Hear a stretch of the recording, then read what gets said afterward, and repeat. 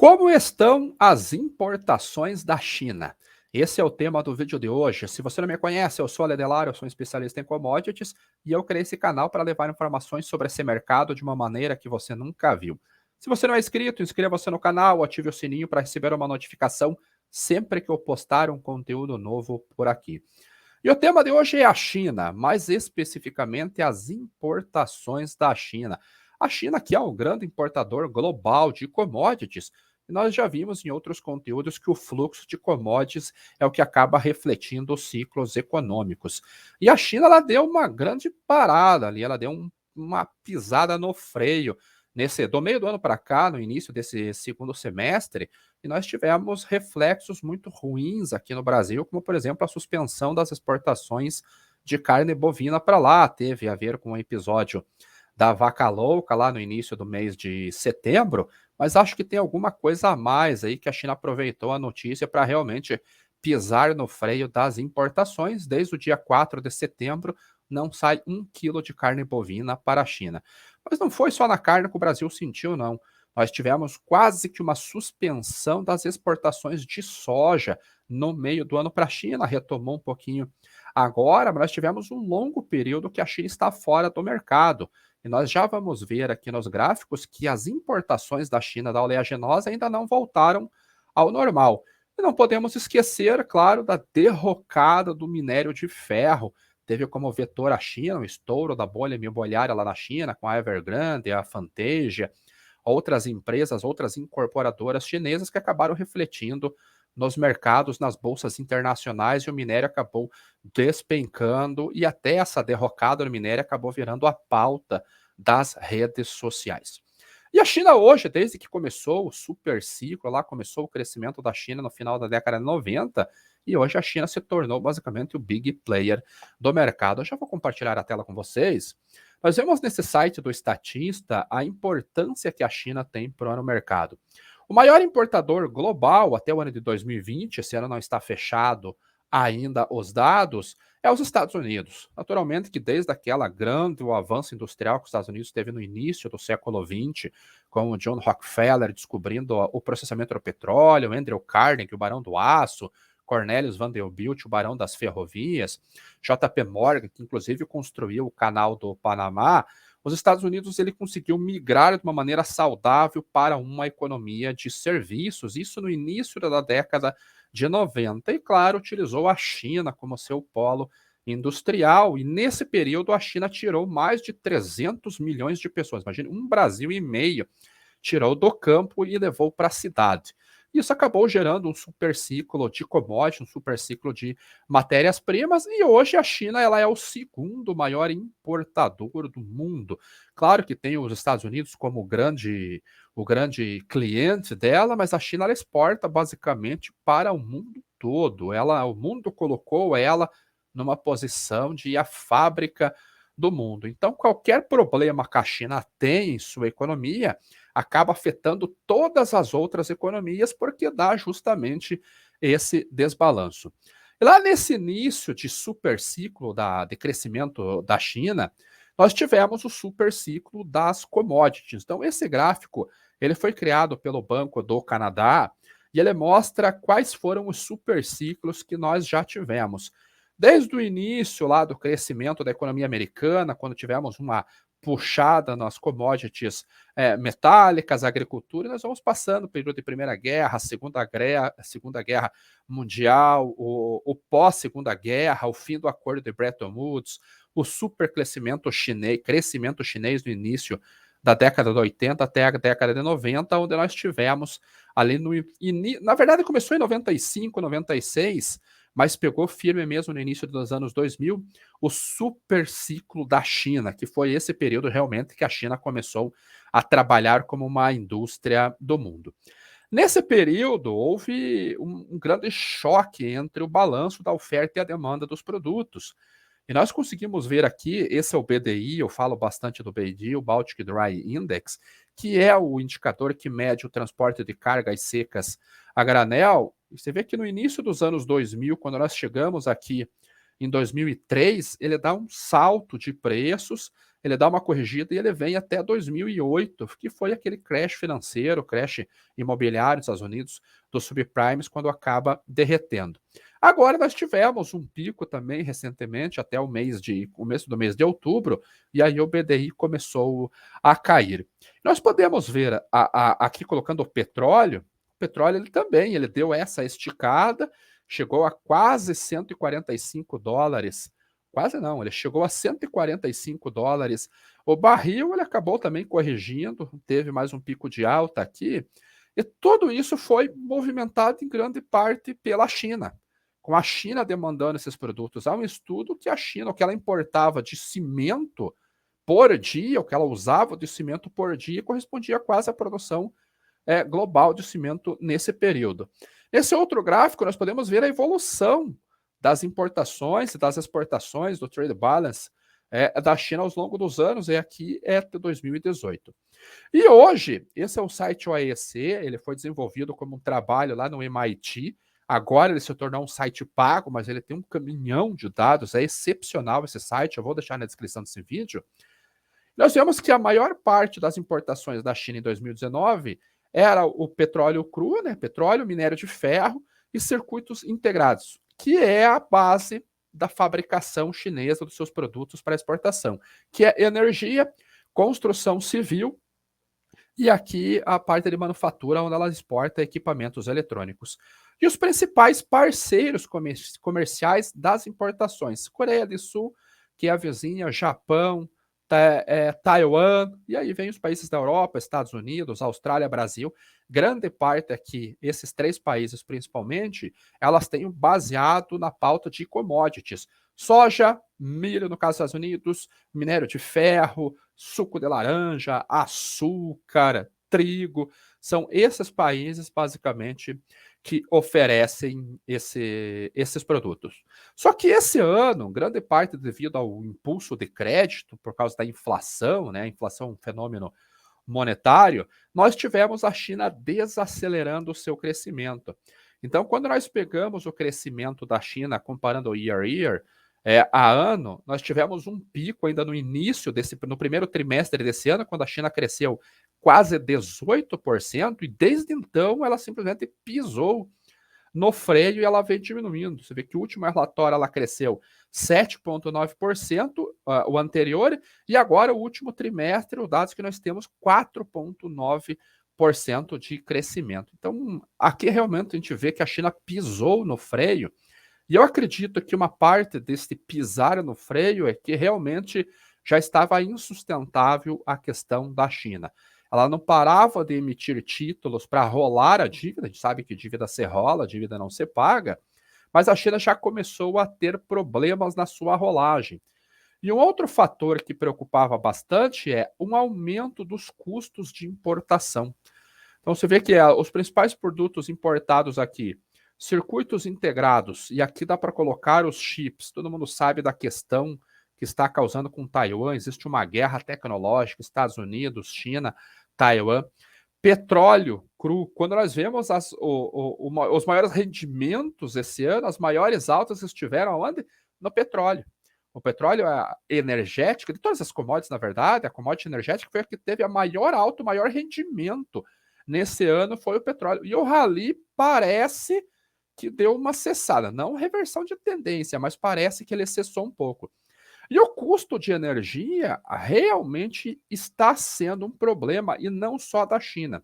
Não é um problema exclusivo chinês, é um problema que está afetando os Estados Unidos, está afetando a Europa, muito da Europa, e para ajudar, alguns dias atrás o presidente Putin falou que iria liberar mais gás natural lá para a Europa, desde que eles autorizassem a finalização do projeto do Nord Stream 2, o Nord Stream 2, que é um gasoduto que liga a Rússia para o bloco europeu. E hoje a Alemanha, muito inteligentemente, suspendeu os certificados do Nord Stream 2.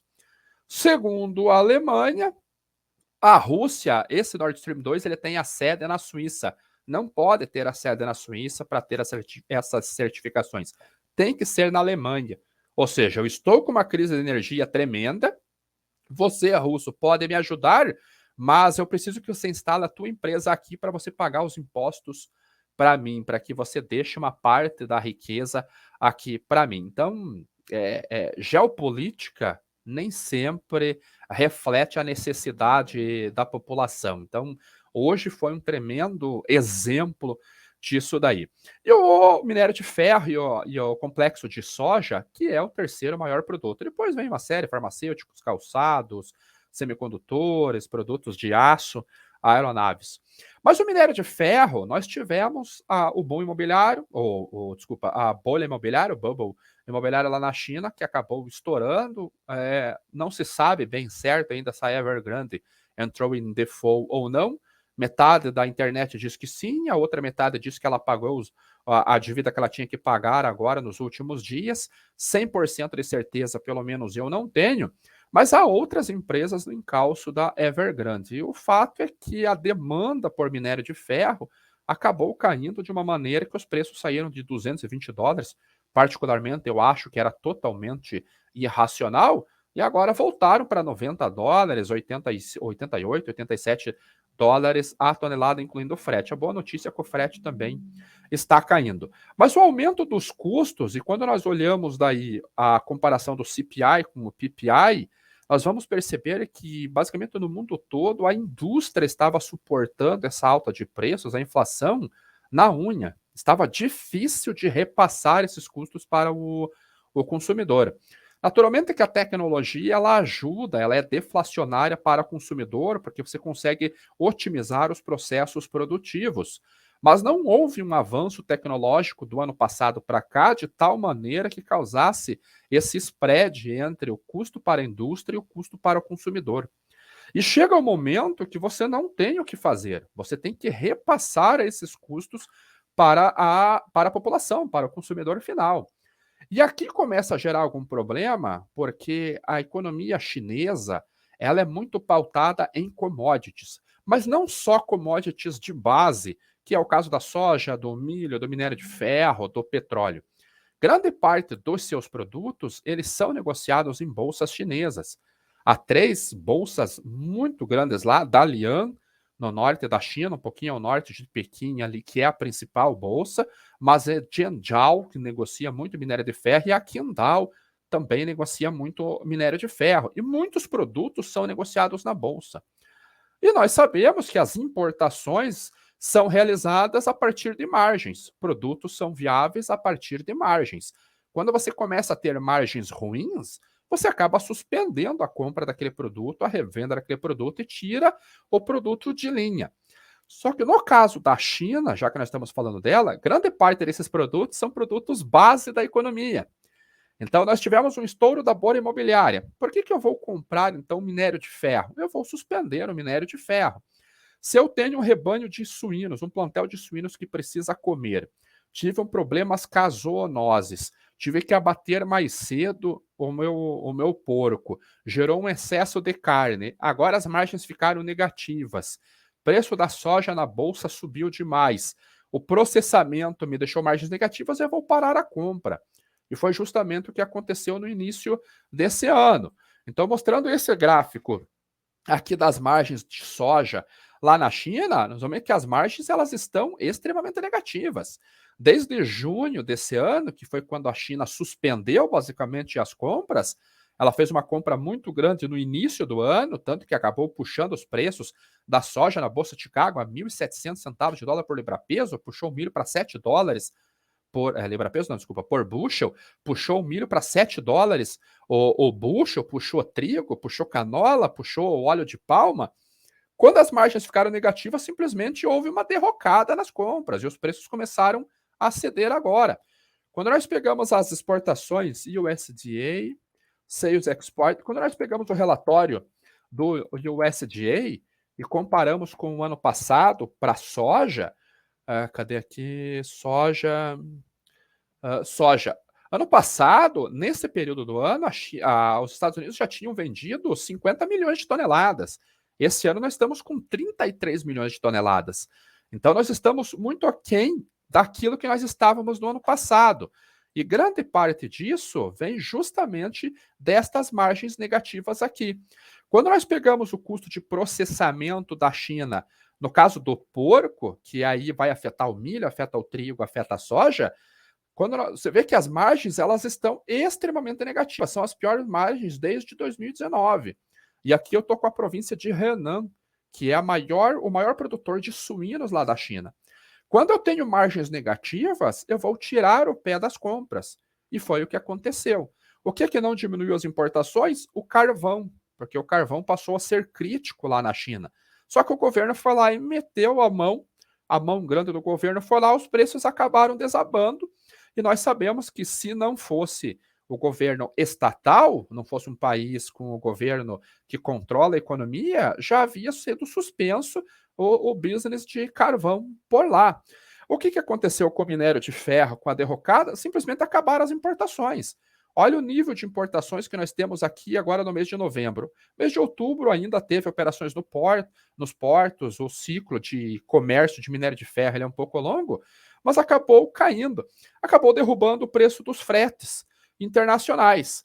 Quando nós olhamos o fluxo para a China de minério de ferro no total, houve uma queda monstruosa aqui. Até nos maiores portos da China, que é o fluxo de minério de ferro nos maiores portos do norte, caiu, derreteu. China Iron Ore flows from many exports. De todos os exportadores, caiu, derreteu.